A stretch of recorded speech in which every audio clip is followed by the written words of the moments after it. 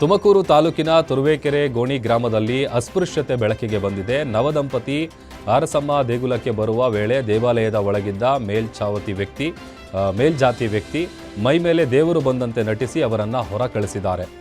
ನಡಿ ಆಚೆಗೆ ಹೋಗಿ ಪುಣ್ಯ ಮಾಡಿಸಬೇಕು ಅಂತೇಳಿ ಗದರಿಸುವಂತಹ ವಿಡಿಯೋ ಏನಿದೆ ಅದು ಸಿಕ್ಕಾಪಟ್ಟೆ ವೈರಲ್ ಆಗಿದೆ. ಸ್ಥಳೀಯರು ಈ ಘಟನೆಯನ್ನು ಕಂಡು ಪೊಲೀಸರಿಗೆ ದೂರು ನೀಡಿದ್ದಾರೆ. ಈ ಸಂಬಂಧ ತುರುವೇಕೆರೆ ಪೊಲೀಸ್ ಠಾಣೆಯಲ್ಲಿ ಪ್ರಕರಣ ದಾಖಲಾಗಿದೆ. ಸದ್ಯ ದೇವರು ಬಂದಂತೆ ನಾಟಕವಾಡಿದ್ದ ನಾರಾಯಣಪ್ಪನನ್ನ ಪೊಲೀಸರು ಬಂಧಿಸಿದ್ದಾರೆ.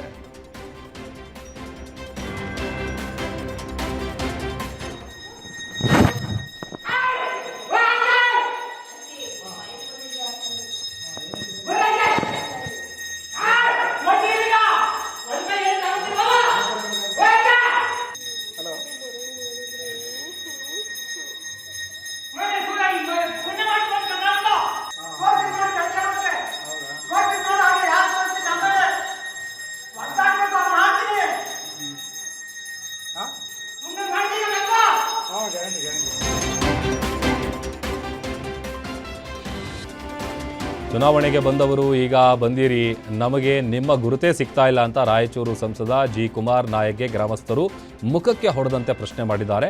ಸಂಸದರ ಭೇಟಿ ವೇಳೆ ಆಕ್ರೋಶ ಹೊರ ಹಾಕಿದ್ದಾರೆ. ಲಿಂಗಸ್ಗೂರು ತಾಲೂಕಿನ ಆನೆಹೊಸೂರು ಗ್ರಾಮಕ್ಕೆ ಸಂಸದರು ಭೇಟಿ ನೀಡಿದ್ರು. ಈ ವೇಳೆ ಗ್ರಾಮಸ್ಥರು ವೋಟ್ ಕೇಳಲು ಬಂದವರು ಈಗ ಕಾಣಿಸಿಕೊಳ್ತಾ ಇದ್ದೀರಿ ಅಂತ ಸ್ವಾಗತಿಸಿದ್ದಾರೆ. ಗೆದ್ದ ಮೇಲೆ ಇತ್ತ ಮುಖ ಮಾಡದ ಸಂಸದರ ವಿರುದ್ಧ ಗ್ರಾಮಸ್ಥರು ಕಿಡಿಕಾರಿದ್ದಾರೆ. ಸಂಸದರನ್ನು ಪ್ರಶ್ನಿಸ್ತಾ ಇರುವಂತಹ ಈ ವಿಡಿಯೋ ಈಗ ಸೋಷಿಯಲ್ ಮೀಡಿಯಾದಲ್ಲಿ ಸಖತ್ ವೈರಲ್ ಆಗ್ತಾ ಇದೆ.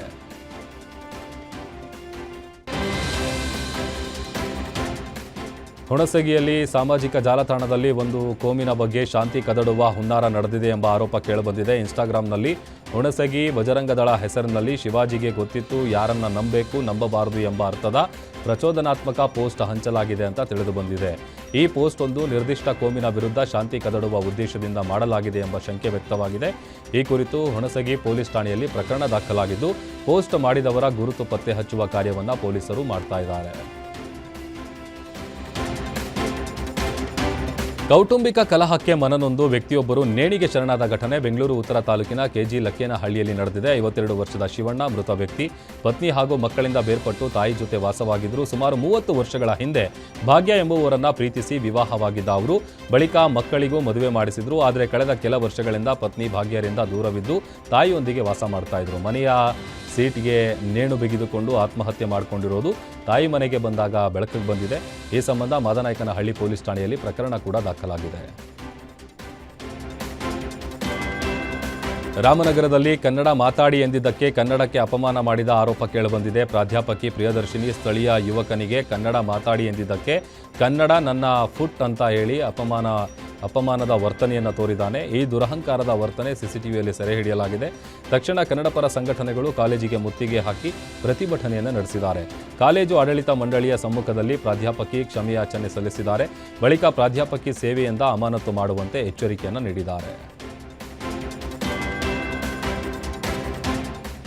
ಉತ್ತರ ಕರ್ನಾಟಕದ ಪ್ರತಿಷ್ಠಿತ ಕೆಎಲ್ಇ ಸಂಸ್ಥೆಗೆ ಅಮಿತ್ ಕೋರೆರನ್ನ ಕಾರ್ಯಾಧ್ಯಕ್ಷರಾಗಿ ಆಯ್ಕೆ ಮಾಡಲಾಗಿದೆ. 40 ವರ್ಷಗಳ ಕಾಲ ಸಂಸ್ಥೆಗೆ ಕಾರ್ಯಾಧ್ಯಕ್ಷರಾಗಿ ಸೇವೆ ಸಲ್ಲಿಸಿದ ಪ್ರಭಾಕರ್ ಕೋರೆ ಜನವರಿಯಲ್ಲಿ ನಡೆದ ನಿರ್ದೇಶಕ ಸ್ಥಾನ ಎಲೆಕ್ಷನ್ನಲ್ಲಿ ಹಿಂದೆ ಸರಿದ ಬಳಿಕ ತಮ್ಮ ಪುತ್ರ ಅಮಿತ್ ಕೋರೆ ಹಾಗೂ ಪುತ್ರಿ ಪ್ರೀತಿ ದೊಡ್ಡವಾಡಗೆ ಅವಕಾಶ ಕಲ್ಪಿಸಿದರು. ಈ ವೇಳೆ ಕಾರ್ಯಾಧ್ಯಕ್ಷ ಸ್ಥಾನ ಅಮಿತ್ ಕೋರೆಗೆ ಹಸ್ತಾಂತರ ಆಗಿದೆ.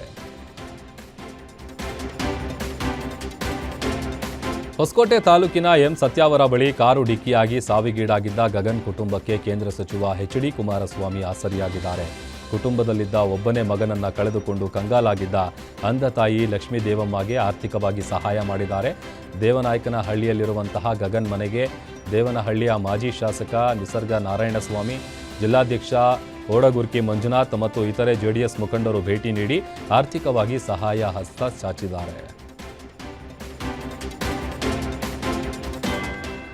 ಮಹರ್ಷಿ ವಾಲ್ಮೀಕಿ ಪೀಠದ ಶ್ರೀ ಪ್ರಸನ್ನಾನಂದ ಮಹಾಸ್ವಾಮಿ ಶೀಘ್ರ ಗುಣಮುಖರಾಗಲಿ ಅಂತ ಭಕ್ತರು ಪೂಜೆ ಸಲ್ಲಿಸಿದರು.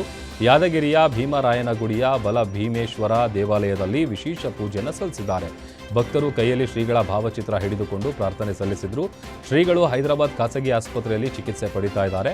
ಭಕ್ತರು ಶ್ರೀಗಳು ಶೀಘ್ರದಲ್ಲೇ ಗುಣಮುಖರಾಗಿ ಪುನಃ ಧಾರ್ಮಿಕ ಪುಣ್ಯ ಕಾರ್ಯಗಳಲ್ಲಿ ಭಾಗಿಯಾಗಲಿ, ಭಕ್ತರಿಗೆ ದರ್ಶನ ಭಾಗ್ಯ ನೀಡಲಿ ಅಂತ ದೇವರಲ್ಲಿ ಪ್ರಾರ್ಥನೆ ಸಲ್ಲಿಸಿದ್ದಾರೆ.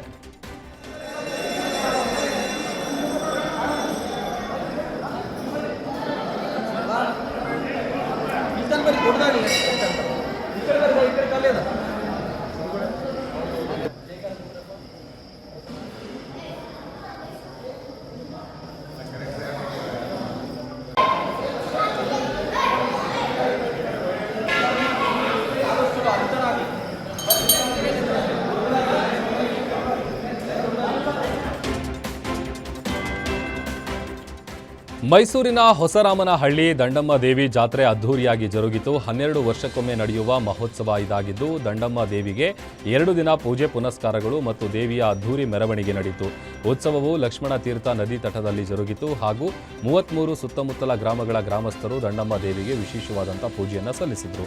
ಬಳಿಕ ಹರಕೆಯ ಮರಿ ಒಪ್ಪಿಸಿ ಗ್ರಾಮಸ್ಥರು ಬಾಡೂಟ ಹಾಕಿಸಿದ್ದಾರೆ.